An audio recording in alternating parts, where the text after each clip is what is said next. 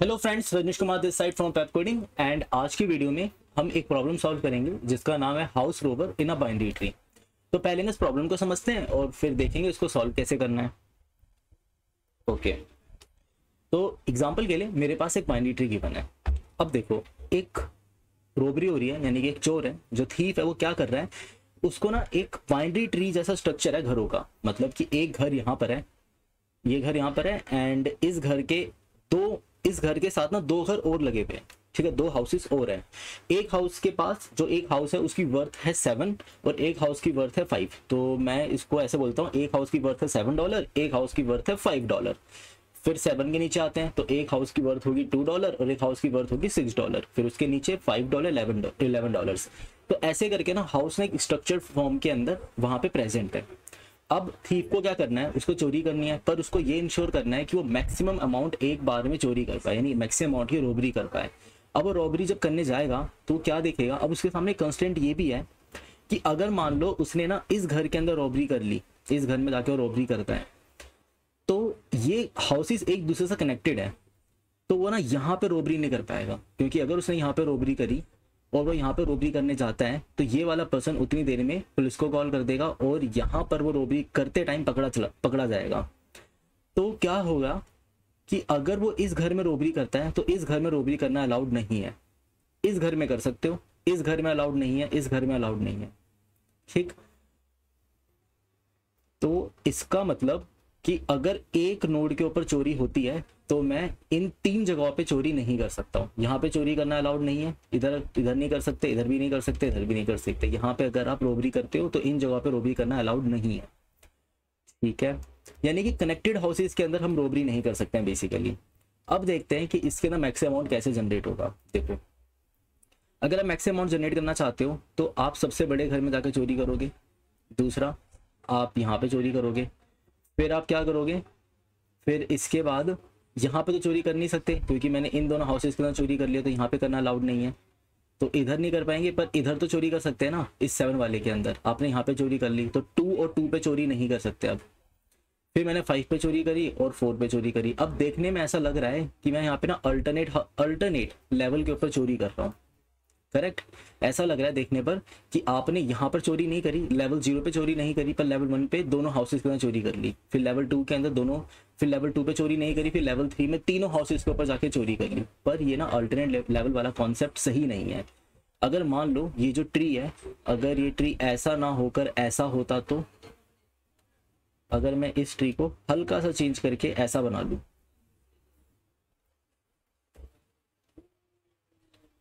And यहां पर 18 की जगह पर होता 19, तो आप क्या करते, यहाँ पे चोरी करते, जहां पे भी चोरी कर रहा हूं उसको मैं ब्लू से मार्क कर लेता हूँ। यहाँ पे इस जगह पे चोरी करेंगे, इस जगह पे चोरी करेंगे, इस जगह पे चोरी नहीं कर सकते हैं, पर मैं 5 पे चोरी नहीं करूंगा। अगर मैंने 5 पे चोरी करी तो 19 पे नहीं कर पाऊंगा और फिर 4 पे जाके रोबरी करनी पड़ेगी। तो 5 + 4 9, मैं टोटल $9 अर्न कर सकता हूँ। पर अगर मैं 5 और 4 पे चोरी ना करूँ, 19 पे डायरेक्ट करूँ, तो मैं ज्यादा डॉलर्स अर्न कर पाऊंगा। तो मैं कहाँ पे चोरी करूंगा, 19 पे। तो अब देखो, अल्टरनेट लेवल वाला कॉन्सेप्ट यहाँ पे गलत हो गया। तो अल्टरनेट लेवल वाला कॉन्सेप्ट भी यहाँ पे गलत हो जाता है। इसके अलावा एक ट्री का स्ट्रक्चर और एग्जिस्ट करता है जिसके अंदर भी एक बार ट्राई करके देखते हैं। तो मैं वो ट्री बना देता हूँ जब तक। अब देखो, एक ऐसा ट्री का स्ट्रक्चर है, ये जो ट्री का स्ट्रक्चर है, इस ट्री के अंदर मैं कहाँ कहाँ पे चोरी करना पसंद करूंगा। मैं एक तो यहाँ पे रोबरी करना पसंद करूंगा। अगर मैंने यहाँ पे रोबरी कर ली तो इधर अलाउड नहीं है, इधर अलाउड नहीं है। तो जहां पे भी रोबरी कर रहा हूँ वहां पे टिक मार्क कर लेता हूँ, मैंने यहाँ पे रोबरी कर ली। अब अगर मैंने ना इन दोनों जगह पे रोबरी करी ना, तो मैं इनसे हाथ धो बैठूंगा। ये जो अमाउंट है ज्यादा अमाउंट है, तो मैं क्या करूंगा, मैं इस जगह पे रोबरी करना पसंद करूंगा। इस जगह पे भी करनी पड़ेगी, इस जगह पे भी करनी पड़ेगी, इनको छोड़ देता हूं। तो मैंने एक साथ इन तीनों को ही छोड़ दिया। अब जरा एग्जांपल में इस तरफ देखते हैं। अगर मैं यहाँ पे रोबरी करता हूँ तो इधर नहीं कर सकता और यहाँ पे रोबरी करता हूँ तो इधर नहीं कर सकता। मैंने एक साथ इन तीनों को भी छोड़ दिया। तो यहाँ पर ना आपके पास ऑप्शन क्या है कि अब यहाँ पे हम ये भी नहीं कह सकते हैं कि मैं हर बार मैक्सिमम अमाउंट के ऊपर ही जाकर रोबरी करना पसंद करूँ, कि जहां जहां पे मेरे को मैक्सिमम अमाउंट मिलेगा वहां पर रोबरी कर लो। ये कहना भी गलत होगा, क्योंकि ऐसा हो सकता है ट्री के अंदर बहुत सारे नोड, छोटी छोटी वैल्यू एडअप होकर एक बड़ी वैल्यू को बीट कर जाए, ऐसा भी पॉसिबल है। तो हम किसके बेसिस पे डिसाइड करें कि कहाँ पे रोबरी करनी है और कहाँ पे रोबरी नहीं करनी। इसको करने का बहुत ही सिंपल तरीका, हम इंक्लूड और एक्सक्लूड टेक्निक का इस्तेमाल करेंगे। मैं यहाँ पे 2 बातें कहता हूँ। जैसे कि मेरे पास ये जो ट्री गिवन है, मान लो यहाँ पर एक नोड है, यहाँ पे कुछ ए डेटा पड़ा है और ये इसका लेफ्ट चाइल्ड है और ये इसका राइट चाइल्ड। इसके पास अपना सब ट्री है, इसके पास अपना सब ट्री, इसके पास अपना सब ट्री, इसके पास अपना सब ट्री। ये कुछ ऐसा सा ट्री है। मैं फेथ रखता हूँ बी के ऊपर कि यार बी मुझे ना 2 वैल्यू रिटर्न कर। अगर तेरे पे मैंने चोरी करी तो कितना मैक्सिमम अमाउंट मैं जनरेट कर सकता हूँ। अगर मैंने बी के ऊपर चोरी करी तो मैं कितना मैक्सिमम अमाउंट जनरेट कर सकता हूँ, ठीक है। और अगर मैंने तेरे ऊपर चोरी नहीं करी, अगर मैं वहां पर रॉबरी नहीं करता हूं तो मैं कितना मैक्सिमम अमाउंट जनरेट कर सकता हूं। तो विद रॉबरी कितना मैक्सिमम अमाउंट जनरेट होता है, यहाँ पे 2 वैल्यू पड़ी होगी, 2 वैल्यू रिटर्न करवानी पड़ेगी मुझे। एक कि विद रॉबरी मैंने कितना मैक्सिमम अमाउंट जनरेट किया, और दूसरी वैल्यू होगी विदाउट रॉबरी मैंने कितना मैक्सिमम अमाउंट जनरेट किया। मतलब मैंने बी के ऊपर चोरी करने का डिसाइड नहीं किया, मैंने बोला कि अब बी के ऊपर ना चोरी नहीं करते हैं, बी को छोड़ देते हैं आज के लिए। तो अगर मैं बी को अभी के लिए छोड़ देता हूं तो मैं कितना मैक्सिमम अमाउंट जनरेट कर सकता हूं, और अगर मैं बी के ऊपर चोरी कर लेता हूं तो मैं कितना मैक्सिमम अमाउंट जनरेट करता हूं। सेम फॉर सी, मैंने यहाँ पर भी ये सेम चीज करी कि अगर मैं सी के ऊपर रॉबरी करता हूँ तो कितना मैक्सिमम अमाउंट जनरेट होगा, और नहीं करता हूँ तो कितना मैक्सिमम अमाउंट जनरेट होगा। अब ए के ऊपर आए, अब ए के ऊपर क्या है, अब मेरे पास डिसीजन लेना है कि ए के ऊपर चोरी करने पर मैक्सिमम अमाउंट मिलेगा या ए के ऊपर चोरी नहीं करने पर मैक्सिमम अमाउंट मिलेगा। अब ये कैसे डिसाइड होगा। अगर मान लो मैं चाहता हूं कि ए के ऊपर चोरी करें तो मैं इसको कह रहा हूं लेफ्ट ये जैसे कि लेफ्ट चाइल्ड है तो मैं इन 2 वैल्यू को ना कुछ नाम दे देता हूं। इसको मैं पी और इसको क्यू कह लेता हूं। ये भी मेरा पी और ये मेरा क्यू है, ठीक है। अब देखो मैं ए पर आया, अब ए कहता है कि यहाँ पे रॉबरी करनी है मुझे। अगर मैं ए के ऊपर रॉबरी करना चाहता हूं तो मैं कैसे कर सकता हूं, तो विद रॉबरी, यानी मैं ए डॉट विद रॉबरी मतलब विद रॉबरी कितना होगा ए के ऊपर। अगर आप ए के ऊपर रॉबरी करना चाहते हो तो आप कैसे कर पाओगे। अगर आप ए के ऊपर रॉबरी करना चाहते हो तो आपको बी और सी के ऊपर रॉबरी नहीं करनी पड़ेगी। मतलब आप बी और सी से वो वैल्यू मंगवाओगे जिसके अंदर बी और सी के ऊपर रॉबरी नहीं की गई होगी। मतलब चोर ने बी और सी के ऊपर चोरी नहीं करी थी, उस टाइम पर उसने कितना मैक्सिमम अमाउंट जनरेट किया था वो वैल्यू आप इससे मंगवाओगे। यानी कि मैं यहाँ पर बोलूंगा लेफ्ट डॉट क्यू प्लस में राइट डॉट क्यू प्लस में root dot data with robbery. अगर ए के ऊपर रॉबरी करना चाहता हूं तो ये मैक्सिमम अमाउंट जनरेट कर सकता हूं मैं। और अगर मैं विदाउट रॉबरी, मतलब मैं ये कह रहा हूं कि भाई मैं यहाँ पर रॉबरी नहीं करना चाहता हूं, मैंने यहाँ पर रॉबरी करने से मना कर दिया ए के ऊपर, तो कितना मैक्सिमम अमाउंट जनरेट होगा। अगर आपने ए के ऊपर रॉबरी करने से मना कर दिया कि आप ए के ऊपर चोरी नहीं कर रहे हो, तो आपको क्या देखना पड़ेगा, बी और सी के अंदर मैक्सिमम अमाउंट किसमें जनरेट हो रहा था। बी के ऊपर रॉबरी करने पे मैक्सिमम अमाउंट जनरेट हो रहा था या रॉबरी नहीं करने पे मैक्सिमम अमाउंट जनरेट हो रहा था, और सी के ऊपर रॉबरी करने पे मैक्सिमम अमाउंट जनरेट हो रहा था और नहीं करने पे हो रहा था। तो मैं यहाँ पे क्या करूंगा, मैं यहाँ पर मैक्स निकलवाऊंगा किसका, कि लेफ्ट के ऊपर रॉबरी करने पे मैक्सिमम अमाउंट मिला या लेफ्ट के ऊपर रॉबरी नहीं करने पे मैक्सिमम अमाउंट मिला, प्लस में यहाँ पर जितना भी आपने पैसा कमाया प्लस में राइट की तरफ आपने कितना पैसा कमाया, क्योंकि ये दोनों आपस में लिंक तो है नहीं ना, क्योंकि मैंने ए के ऊपर चोरी नहीं की है तो बी और सी आपस में लिंक रहे नहीं, बी का सी के साथ कोई मतलब ही नहीं है। तो बी के ऊपर यानी बी के ऊपर बी वाले सब ट्री में कितना मैक्सिमम अमाउंट जनरेट कर सकता हूँ कि चोरी करने पर और चोरी किए बिना। और सेम इसके साथ मैक्स के साथ कि मैं पी के ऊपर राइट ऑफ पी कितना मैक्सिमम अमाउंट जनरेट कर सकता हूँ और चोरी नहीं करने पर कितना मैक्सिमम अमाउंट जनरेट कर सकता हूँ। इन दोनों का सम विदाउट रॉबरी ए के अंदर प्रेजेंट होगा। अब इन दोनों में से विद रॉबरी और विदाउट रॉबरी में इन दोनों में जो सबसे मैक्स रिजल्ट आएगा वो मेरा आंसर बनेगा। तो पूरे ट्री का मुझे क्या पता लग जाएगा कि इसके अंदर कितना मैक्सिमम अमाउंट जनरेट करा जा सकता है। फेथ एक बार दोबारा देख लो, मैंने अपने लेफ्ट और राइट साइड से क्या बोला, लेफ्ट राइट, यार मुझे एक बात बता कि मैं तेरे ऊपर चोरी करता हूं तो कितना मैक्सिमम अमाउंट जनरेट करता हूं, और तेरे ऊपर चोरी नहीं करता हूं तो कितना मैक्सिमम अमाउंट जनरेट करता हूं। फिर मैंने अपने राइट वाले को बोला यार तू भी मुझे बता दे, अगर मैं तेरे ऊपर चोरी करूंगा तो कितना मैक्सिमम अमाउंट मिलेगा, चोरी नहीं करूंगा तो कितना मैक्सिमम अमाउंट मिलेगा। इन दोनों ने मुझे कुछ इन्फॉर्मेशन रिटर्न करी। अब ए डिसाइड करता है कि यार मैं ना अपने ऊपर चोरी करना चाहता हूँ, ए वाले घर पे चोरी करना चाहता हूँ मैं। इसका मतलब अगर मैं ए घर पे चोरी करना चाहता हूँ ना तो मुझे हाउस बी और हाउस सी के ऊपर चोरी नहीं करनी पड़ेगी। तो विदाउट रॉबरी इन दोनों के अंदर कितना मैक्सिमम अमाउंट जनरेट किया प्लस में मेरे पास कितनी वैल्यू पड़ी है। और मैं कहता हूँ कि मैं ए के हाउस नंबर ए पे मैं चोरी नहीं करना चाहता हूँ, तो फिर मैं क्या बोलूंगा, ए तेरे पास रोबरी करने या नहीं करने पे कितना मैक्स अमाउंट जनरेट हुआ था, और बी सी तेरे पास रोबरी करने या नहीं करने पे कितना मैक्स अमाउंट जनरेट हुआ था, वो वैल्यू मुझे रिटर्न कर दो। उसकी बेसिस पे मैं डिसाइड करूंगा कि टोटल मैक्स अमाउंट पूरे ट्री के अंदर कितना जनरेट हो पाया, कि मैं बी के ए के ऊपर रोबरी नहीं कर रहा हूं। अब जरा इसी चीज को यहां पर देखते हैं, इस ट्री के अंदर एक एक करके सभी ट्री के अंदर ड्राई रन करके देखते हैं क्या चल रहा है। तो ड्राई रन से हमें आइडिया लग जाएगा। सबसे पहले मैं फर्स्ट इस वाले ट्री पर ड्राई रन करता हूं। अब देखो यहां से दो वैल्यू रिटर्न होती है। अगर आप C5 के ऊपर, सबसे पहले 2 के ऊपर, अगर 2 के ऊपर मैं चोरी नहीं करता हूं तो कितना मैक्स अमाउंट जनरेट होगा। 2 के ऊपर अगर आप पहला लिखेंगे हम यहाँ पर विद रोबरी और दूसरा होगा विदाउट रोबरी, ठीक है। तो ए के ऊपर अगर मैं, यानी 2 के ऊपर अगर मैं चोरी करता हूं तो मुझे मैक्स अमाउंट मिलेगा 2, और अगर मैं चोरी नहीं करता हूं तो मुझे कुछ भी नहीं मिलेगा, 0 रुपए।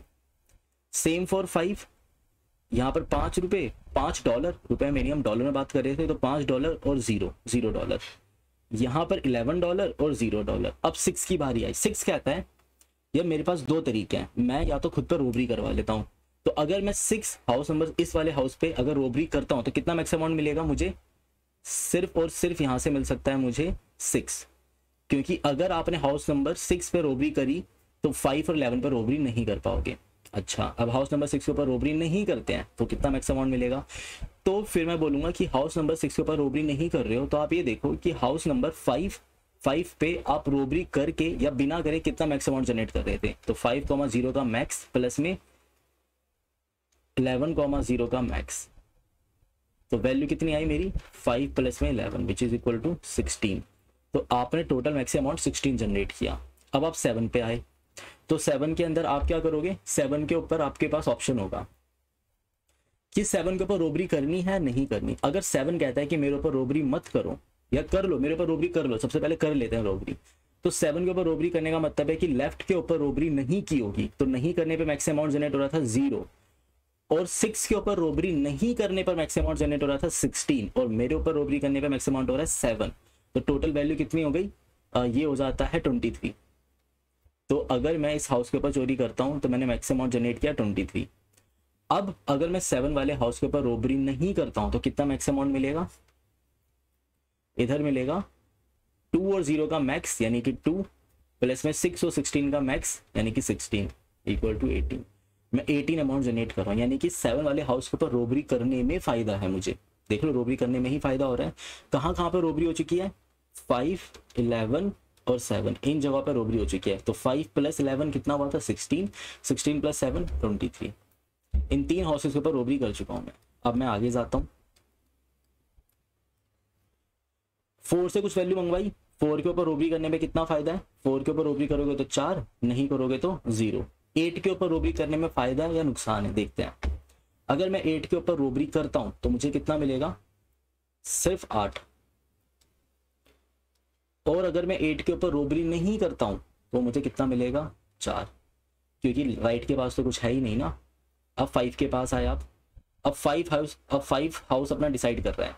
अच्छा, 5 के ऊपर रोबरी करेंगे तो कितना फायदा होगा, 5 के ऊपर रोबरी करने का मतलब है कि आपने राइट वाले के ऊपर रोबरी नहीं की है, तो यानी कि 5 plus 4 which is equal to 9। और अगर मैं 5 के ऊपर रोबरी नहीं करता हूं तो मतलब कि आपने 8 के ऊपर रोबरी की होगी या फिर नहीं की होगी, तो कितना मैक्स अमाउंट मिला होगा आपको, 8 और 4 का मैक्सिमम कितना हो गया 8। तो यानी कि इसका मतलब ये हो रहा है कि आपको यहाँ पर रोबरी करने में फायदा था।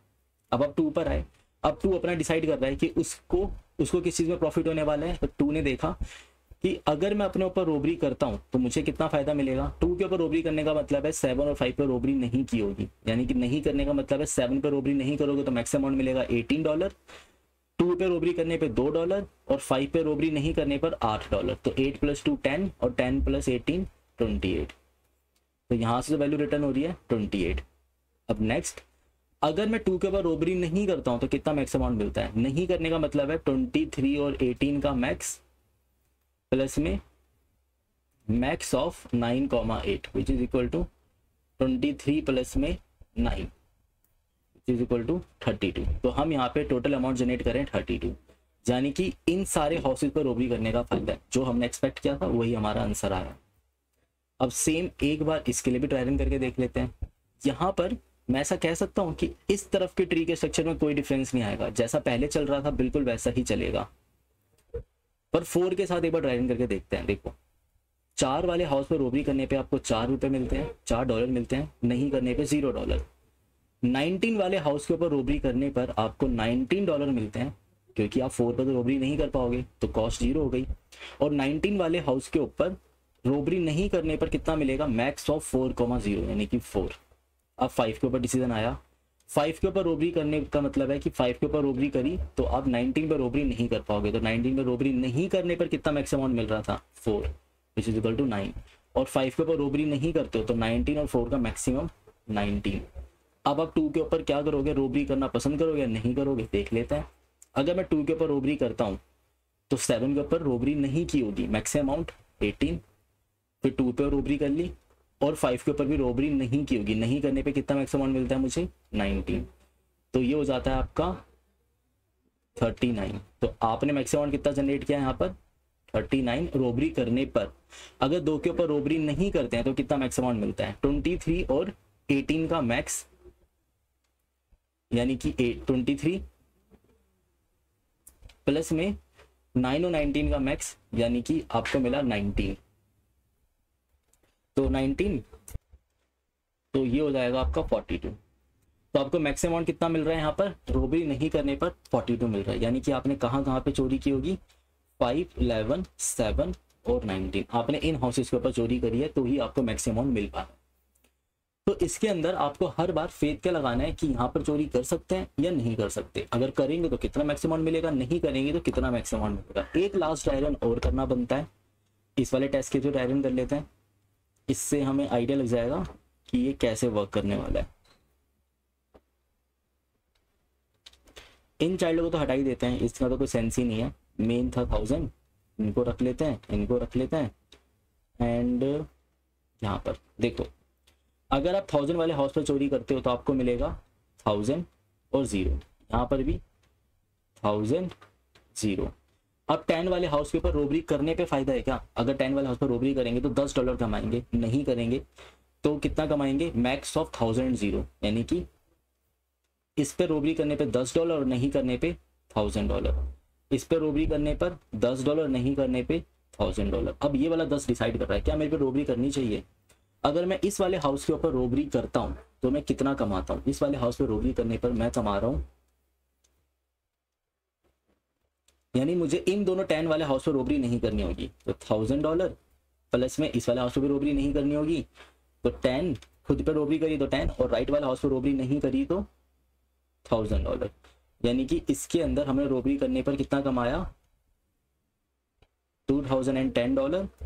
और अगर मैं 10 वाले हाउस पर रोबरी करने का डिसाइड नहीं करता हूं तो कितना कमाता हूं, इस वाले हाउस पर रोबरी नहीं करने का मतलब है आपने कमाया होगा 10 वाले हाउस पर मैक्स क्या है, रोबरी करने और नहीं करने पर 10 और 1000 का मैक्स, 1000 प्लस में इस वाले हाउस पर रोबरी नहीं करने का कॉस्ट है 10 और 1000 का मैक्स, तो आपने कमाया इतना।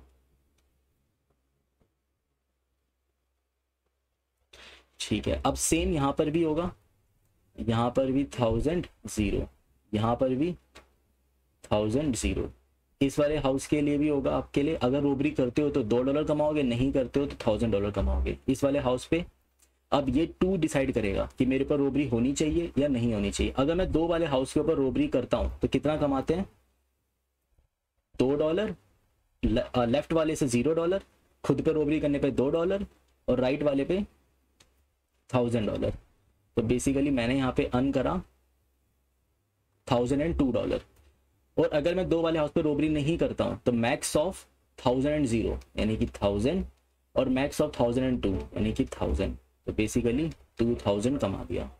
अब 2 वाले हाउस के ऊपर रोबरी करने पर कितना कमाओगे आप, 2 वाले हाउस पर रोबरी करने का मतलब है कि इस वाले हाउस के ऊपर आपने रोबरी नहीं की होगी, नहीं करने पे आप कमाते हो 2000, तो बेसिकली यहाँ पे कमाया आपने 2002। और 2 वाले हाउस पर रोबरी नहीं करोगे तो आप इस 2 वाले हाउस के ऊपर रोबरी करने पे कितना कमाते हो और नहीं करने पे कितना कमाते हो, तो हम कितना कमा रहे हैं 2000। अब ये 2000 वैल्यू आई, 2000 वैल्यू का मतलब है कि मैं 10 और 2 पे रोबरी नहीं कर सकता हूं, तो लेफ्ट वाले हाउस पे रोबरी नहीं करने पे कितना कमाया 2000, अपने ऊपर रोबरी करने पर 2000 और राइट वाले चाइल्ड पे रोबरी नहीं करने पे कमाया 2000, तो बेसिकली कितना कमा लिया हमने 6000।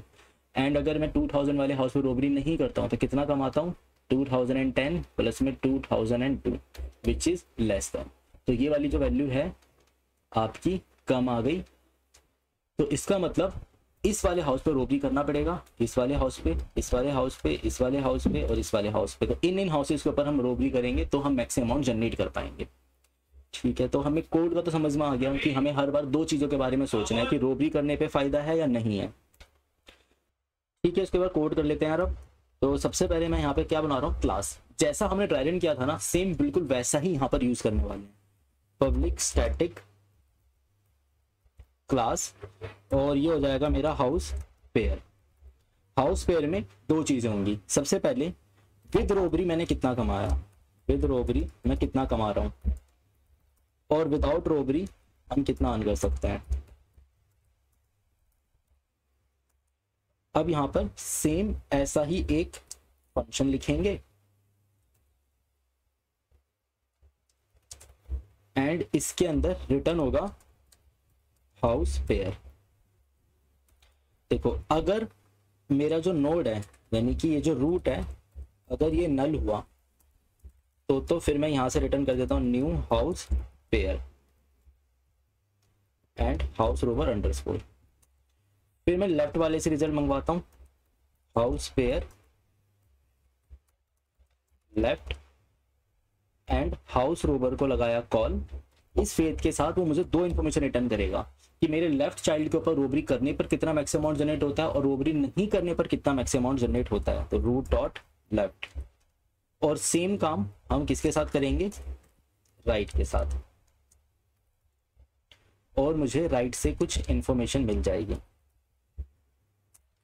अब हम इधर आए, अब यहां पर आकर हम क्या करेंगे, सबसे पहला काम, सबसे पहले हमें देखते हैं कि अगर मैं अपने हाउस के ऊपर, जिस हाउस पर प्रेजेंट हूं मैं, अगर वहां पे चोरी करता हूं यानी वहां पे रॉबरी करता हूं तो कितना मैक्सिमम अमाउंट जनरेट होगा।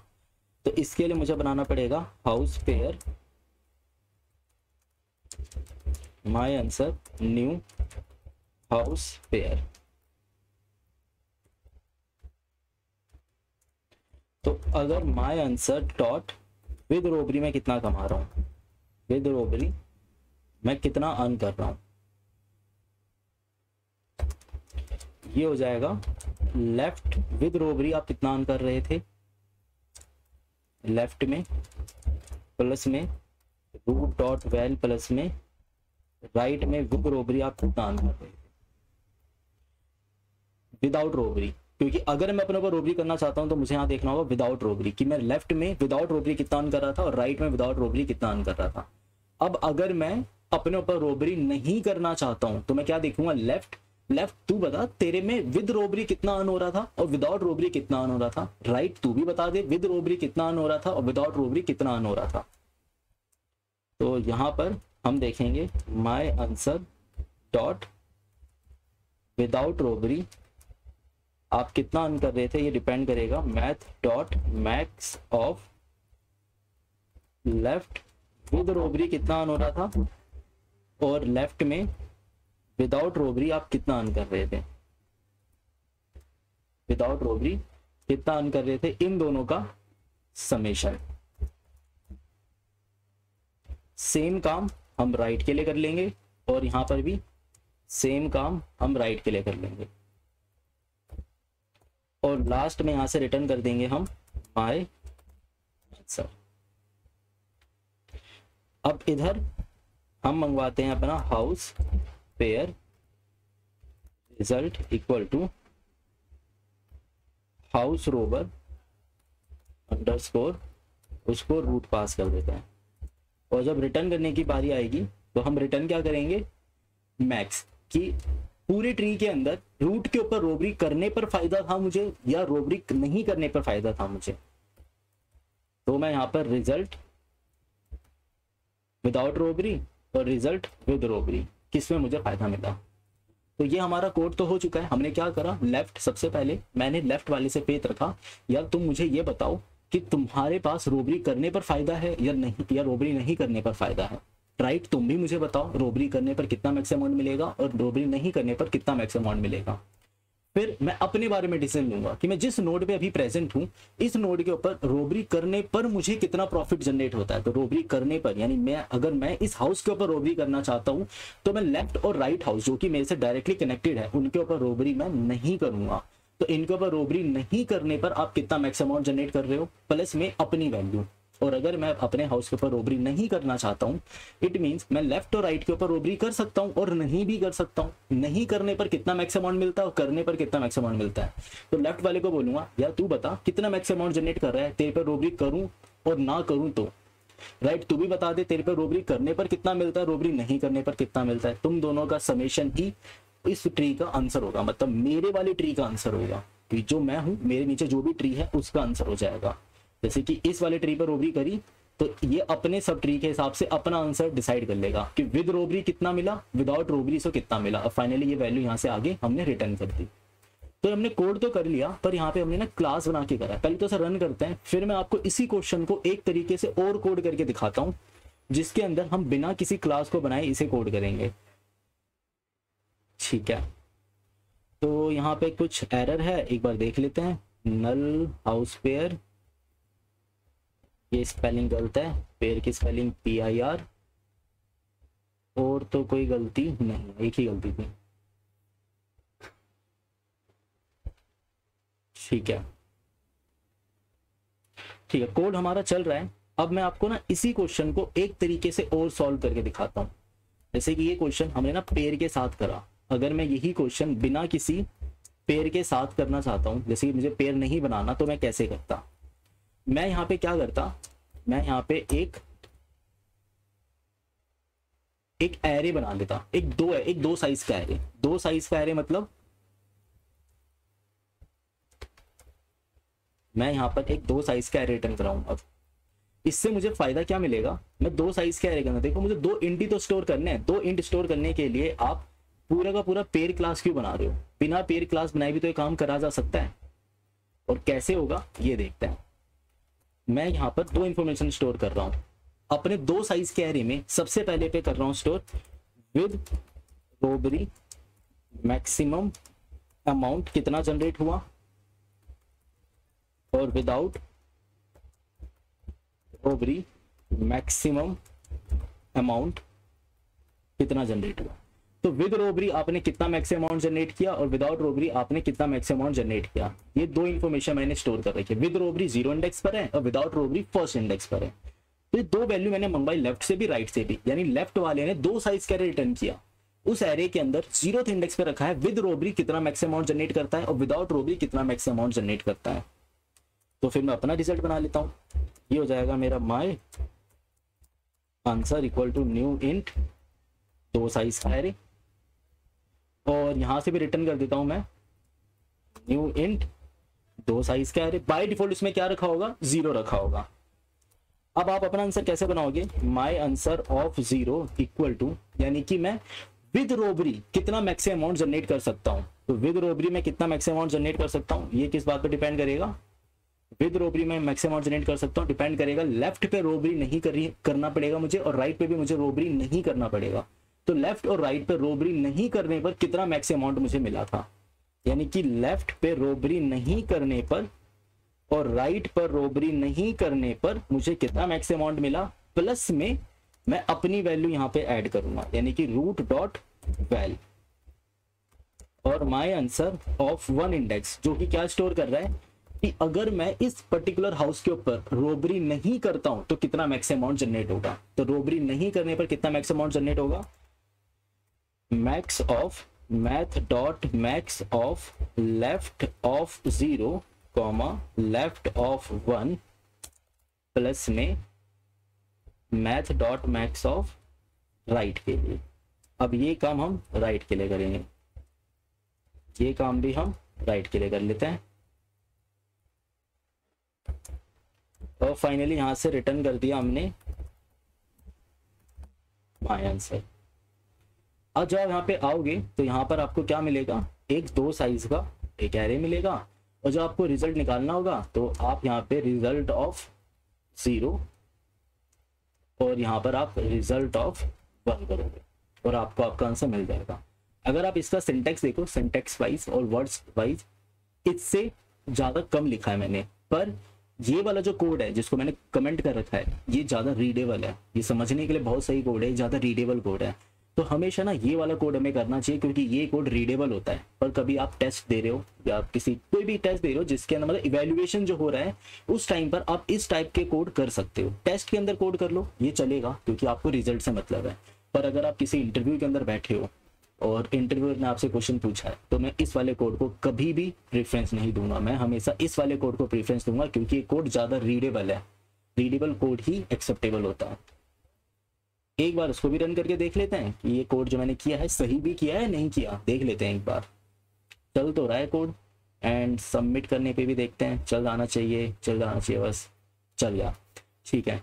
तो हमारा जो कोड है दोनों तरीके से रन हो रहा है, यानी कि मैंने आपको एक एरे वाला तरीका भी दिखा दिया और मैंने आपको एक नोड वाला तरीका भी दिखा दिया। कोड अगर आप किसी टेस्ट में दे कर रहे हो, अगर आप किसी टेस्ट में कर रहे हो तो आप इस मेथड का इस्तेमाल कर सकते हो, और अगर आप किसी इंटरव्यू के अंदर बैठे हो तो आपको रीडेबल कोड करना चाहिए, यानी कि ये वाला कोड। आई होप आपको ये वीडियो अच्छा लगा हो, इससे आपको कुछ वैल्यूएबल पॉइंट सीखने को मिला हो। अगर ऐसा हुआ है तो इस वीडियो को लाइक करो, जितना हो सके चैनल को सब्सक्राइब करो एंड इसको जितना हो सके शेयर भी करो, जितना हो सके आप इसको शेयर करो ताकि आपके दोस्तों को भी पता लगे कि ये पेप कोडिंग जैसा कोई चैनल एग्जिस्ट करता है जो फ्री में कंटेंट डाल रहा है, जो फ्री में आपके लिए क्वेश्चन सॉल्व कर रहा है, साथ में पोर्टल का भी एक्सेस दे रहा है। तो लोगों को पता चलना चाहिए, इसलिए जितना हो सके वीडियो को शेयर करो। चैनल पर पहली बार आए हो तो सब्सक्राइब कर दो और लाइक तो कर देना यार, लाइक करना मत भूलना, लाइक कर दो बस। मिलते हैं अगली वीडियो में।